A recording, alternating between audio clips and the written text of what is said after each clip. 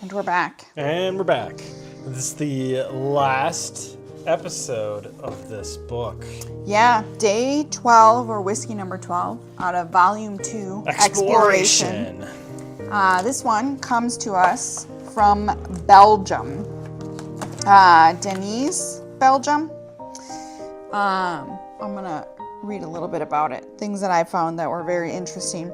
So this particular distillery, it is one of the oldest ones in Europe. It was established in 1880, and over its 145 years, it started out creating Genever, which... We know what that is. We've had that before. Yep, is traditionally a Dutch forerunner to modern gin, which is made with barley and then flavored with juniper. It started its whiskey production in 2007. It is unusual for a whiskey distillery to be this old, mostly because, unfortunately, Europe has endured multiple wars, mainly World War I and World War II. And a lot of the pieces from the distilleries were taken by the armed forces in order to create munitions.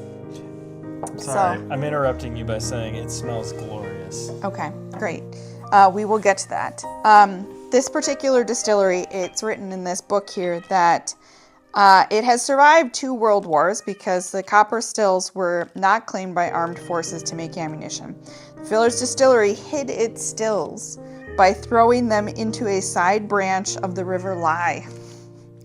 And when the war was over, the copper stills were retrieved, cleaned, and production was restored.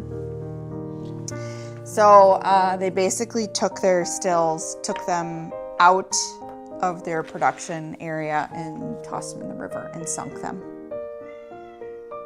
That's, I mean, if they Smart. were not being used for war stuff, that's probably a good time for them to be hidden. Yeah, I guess, yeah.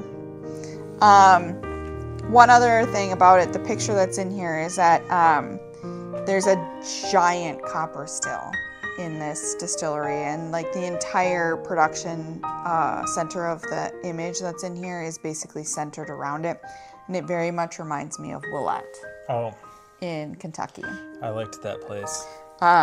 They kind of have the same or similar style where their big giant copper still is kind of front and center, and it's highlighted because they want you to know what their product is all about. All right, so this is a 10-year single malt sherry matured whiskey. What is that different than cask? No, it's just sherry oak cask finished. Cask finish. Okay. And yeah, it says that it's a single malt sherry oak cask is aged exclusively in European oak sherry barrels for a decade. For the first and only 10-year sherry cask maturation for a Belgian single malt. First and only. Cheers. Cheers. Okay, darker color than some of the other ones, but it's still... It's not as dark as... It's like golden. Yeah, what day was it?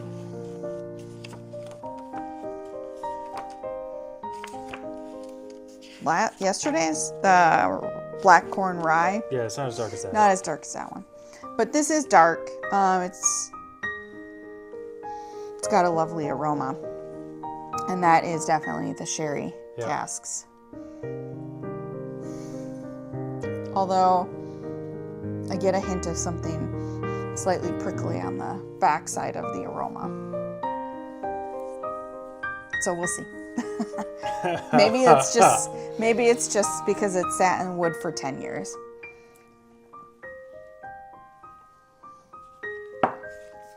It's very smooth to me. There's a little bit of a burn at the end, but it's mellowed out. Probably because of the age. Mm-hmm. Yeah. That prickly. Okay. That prickliness at the end. That is the wood influence. It definitely tastes like wood. Like wood chips, you know, that aroma of like wood chips or like burning fire. You think it's pleasant? I don't mind it, but that's definitely what that bitterness is. So tasting notes. On the nose, you should get pronounced sherry with floral notes, subtly ending in dried fruit. I 100% would say like plums or On the nose? raisins. No. That's what we're talking about. Okay, well, I get that eating it. On the palate, it says balanced with spicy condiments. That's a strange way to put it. Dark chocolate toffee infused with wood, walnut, and orange flavors. This is right up my alley. Wood, walnut, and orange flavors. I think the orange flavors for sure. Fruit. Chocolate.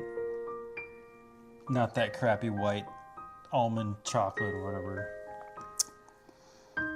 Or just regular milk chocolate. Ugh.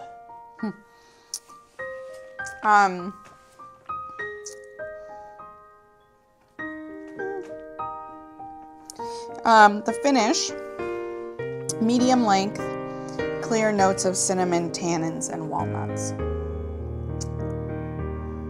I get the tannins. I can feel it on my mouth, right along my cheeks right here by my teeth line. I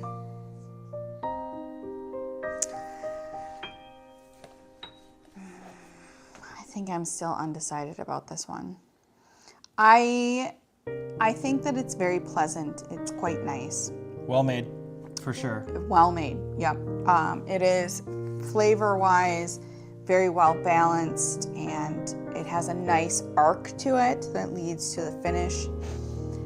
I just think this is definitely more your style than my style. What would a price point of a 10-year be? Like, are we talking $80? Or are we talking $110? I think it depends on the type of, like, the amount of production. And you're going to be importing this, so right now prices are going to be a little bit higher. But if their production is high, then it brings the price down because it's not allocated. If the production is low and they only do a small amount of it, then the price is going to be high because it's going to be hard to find. I have a sneaking suspicion that they're probably going to want to, if they're distributing to the US, which it doesn't say anything in here about the size or the amount that they're doing. So I don't know if they're distributing to the US, but if we can find it, I think you're probably looking at somewhere around 100 or more. Okay. I mean, that does affect what I decide, but this is great by itself. Just neat pour of this.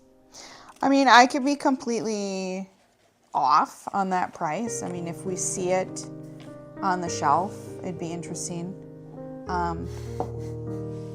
You should have just swapped them. Here's my empty glass. You can have that. Yeah. But yeah. What else? The bottle is really pretty on this one. It is. Very it also pretty. looks like the box that it's served with or sold with is not square. It's a hexagon, probably. Octagon.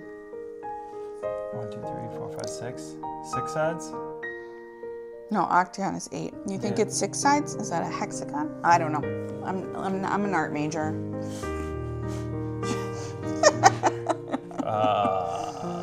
No comments.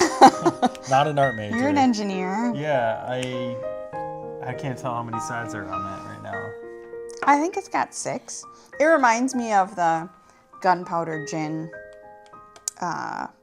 packaging, because that one is octagon shape and it has the rivets in it like this one does. Yeah, looks fancy. Yeah. The bottle looks fancy, Yeah. which scares me because that means that the price might be fancy, and based on what I think of the flavor and it being 10 years, it probably is fancy. Well, I think the other thing that you have to realize is that the temperature fluctuations in Belgium I don't think are nearly as significant as what we get even in Minnesota or Kentucky. I think that they are more of a steadily like 60s climate, and they're much you're more saying maritime. It doesn't get as hot. Yeah. I was going to say, it gets cold there, I assume, right? It has to snow there. Yeah. Yeah, I'm sure it does. I mean, I don't know that much. I mean, they have ski resorts. Yeah, I mean, the whole point of the whiskey going into the wood and then out of the wood and then into the wood and out of the wood during the season change is what helps the product develop its characteristics. Yes, but that might be another reason why they hold on to it in barrel for 10 years is because it takes so long to get that exchange because of their moderate climate. Food for thought. Food for thought. 10 years. I like it. Mark it down. Okay, all right. And that's all we have for today. So we'll see you tomorrow. Thank you. Bye. Bye.